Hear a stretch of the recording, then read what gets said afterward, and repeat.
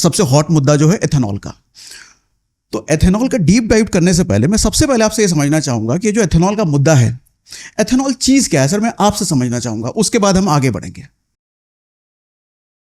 देखिए, हमारा देश दुनिया में दूसरे नंबर पर है फॉसिल फ्यूल इंपोर्ट करने में। हमारा 87% डिपेंडेंट ये फ्यूल के ऊपर हम लोग इंपोर्ट करते हैं, जिसकी कीमत 23 लाख करोड़ से ज़्यादा है।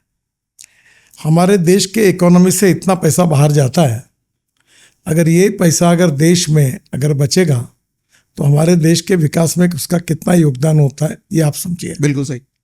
दूसरी बात, हमारे देश में जो फॉसिल फ्यूल आता है, पेट्रोल, डीजल, गैस, इससे एयर पोल्यूशन होता है, बहुत होता है। मैं ट्रांसपोर्ट मंत्री हूँ। 40% एयर पोल्यूशन ये केवल फॉसिल फ्यूल के कारण होता है। और इसलिए मैं ये मानता हूँ कि केवल मैं इथेनॉल की बात नहीं करता, मैं अल्टरनेटिव फ्यूल और बायो फ्यूल की बात करता हूँ। पहली बात, मैं इलेक्ट्रिक व्हीकल की बात करता हूँ। जैसे मैंने जब इलेक्ट्रिक व्हीकल ट्रांसपोर्ट मंत्री होने के अंदर शुरू की तो लिथियम आयन बैटरी की कीमत $150 पर किलोवाट पर आवर थी। आज इलेक्ट्रिक कार की कीमत, इलेक्ट्रिक स्कूटर की कीमत देखते हुए आज वो बैटरी की कीमत जो है वो करीब $55 पर किलोवाट पर आवर आई है। और हमारे पास लिथियम आयन नहीं है, और इसलिए बैटरी केमिस्ट्री में रिसर्च हो रहा है कि aluminium ion, zinc ion, sodium ion, ताकि हमारा देश उसमें आत्मनिर्भर बने। फिलहाल हमको लिथियम आयन बैटरी में जो सेल आते हैं वो बाहर से लाने पड़ते हैं। फिर भी हम लोग इलेक्ट्रिक का प्रचार कर रहे हैं। और मुझे याद है कि सबसे पहले मैं जब इलेक्ट्रिक गाड़ी की बात की और लॉन्च की थी तो मुझे एक पत्रकार ने प्रश्न पूछा था कि अगर ये गाड़ी रास्ते में बंद पड़ेगी तो धक्का मारने के लिए आप आओगे क्या। उस समय भी कुछ लोगों ने उसका विरोध किया था। आज इलेक्ट्रिक गाड़ी, स्कूटर, कार, आज मशीनरी भी बन गई, ये बड़ी बड़ी इक्विपमेंट बन गए इलेक्ट्रिक बैटरी पर।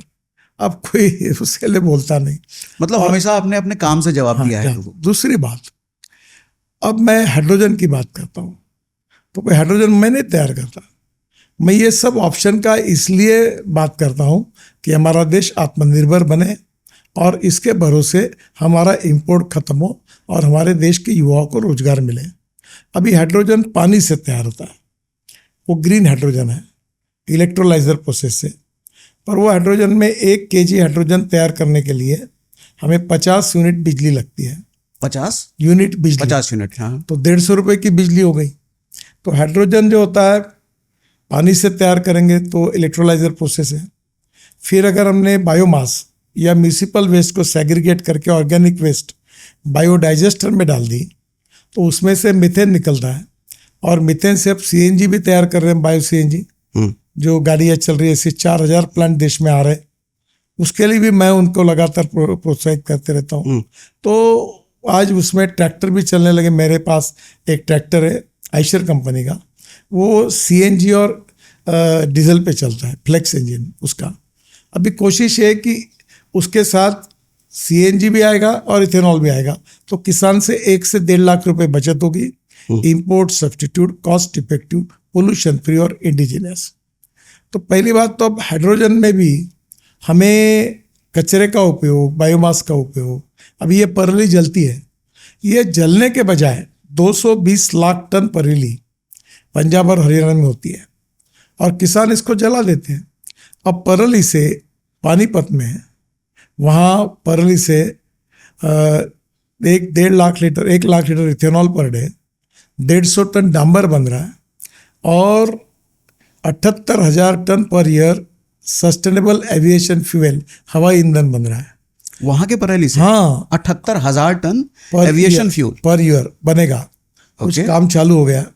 और आपको पता होगा कि मैंने NHI में नागपुर जबलपुर रोड पर 1 किलोमीटर रोड हमने बिटुमिन, बायो बिटुमिन से बनाया, और that was prove to be better than petroleum bitumen. अब हमारे देश में 120 लाख बिटुमिन लगता है।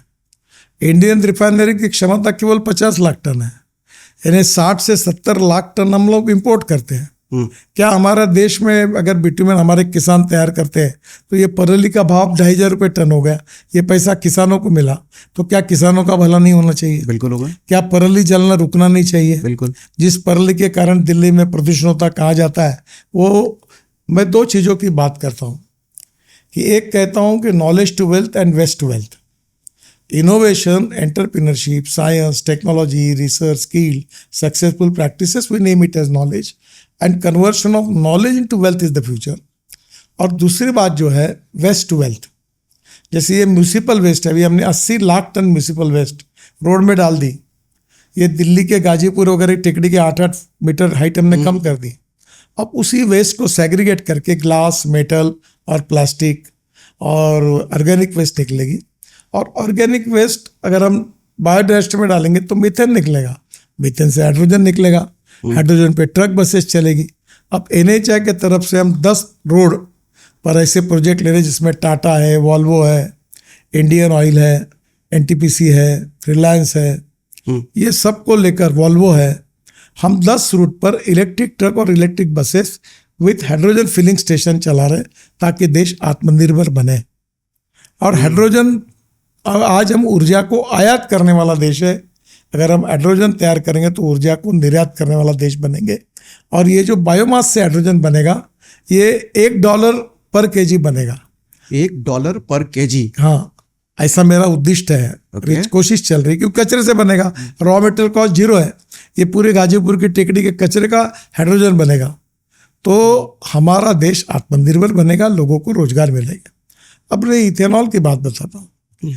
45,000 अभी ये इथेनॉल जो बनाते हैं, ये पहली बात शुगर केन जूस से इथेनॉल बनता है, मोलाइसेस, सी मोलाइसेस, बी मोलाइस से इथेनॉल बनता है, ब्रोकन राइस से इथेनॉल बनता है, मक्के से इथेनॉल बनता है, बाम्बू से इथेनॉल बनता है, परली से इथेनॉल बनता है।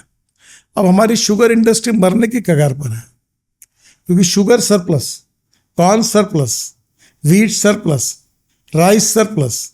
हम रेलवे स्टेशन के प्लेटफॉर्म यूज कर रहे हैं राइस को रखने के लिए क्योंकि हम वर्ल्ड में पहले नंबर पर पहुंचे हैं, हमारी रिक्वायरमेंट से 1.5 गुना ज्यादा हमारा प्रोडक्शन हो गया है। इसके कारण इनके भाव ही नहीं बढ़ते और किसानों को मुनाफा नहीं मिलता।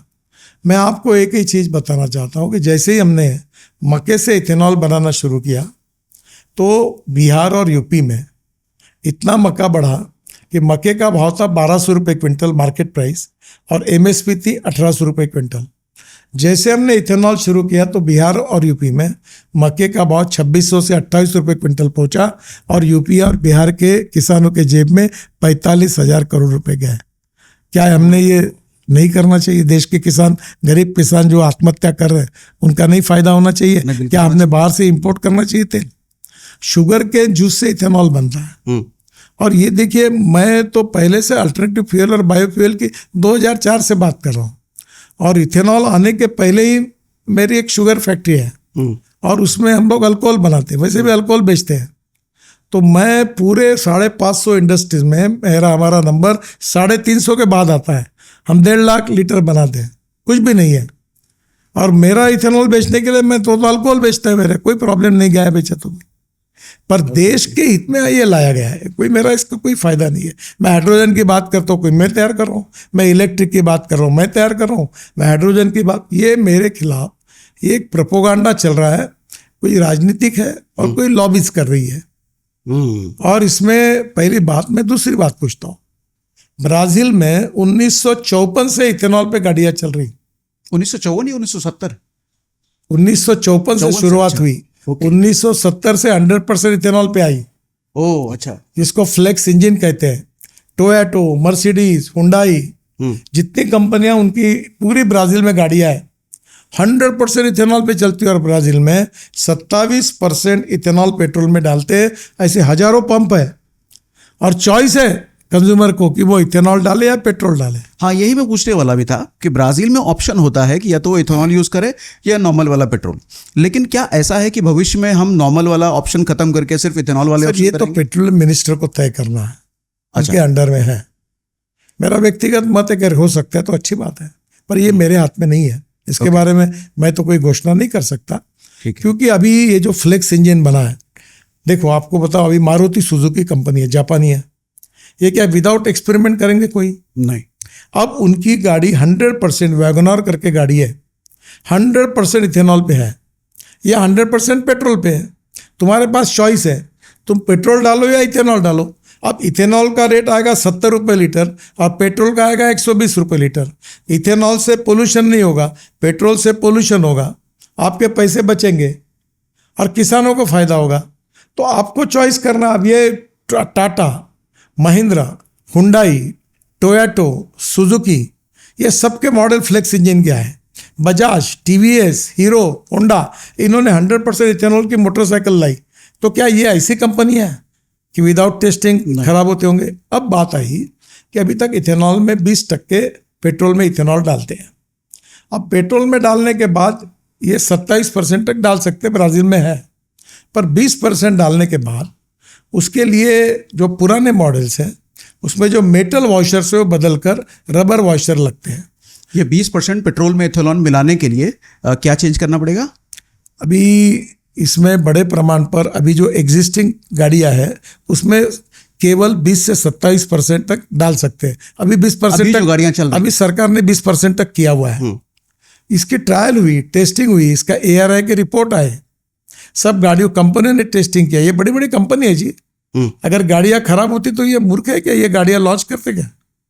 ये बजाज, टीवीएस, हीरो, होंडा, इनका 50% प्रोडक्शन एक्सपोर्ट होता है। ये रेप्यूटेड कंपनी है, सब प्रूवन है।